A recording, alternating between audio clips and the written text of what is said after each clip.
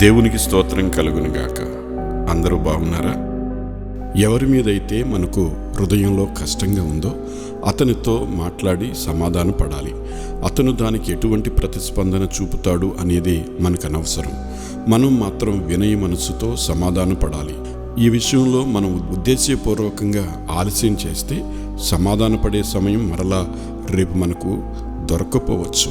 అందుకే దేవుని వాక్యం ఇలా సెలవిస్తుంది, కావున నీవు బలిపీఠమునొద్ద అర్పణము నర్పించుచుండగా నీ మీద నీ సహోదరునికి విరోధమేమైనను కలదని అక్కడ నీకు జ్ఞాపకము వచ్చిన ఎడల అక్కడ బలిపీఠం ఎదుటనే నీ అర్పణము విడిచిపెట్టి మొదట వెళ్ళి నీ సహోదరునితో సమాధానపడుము.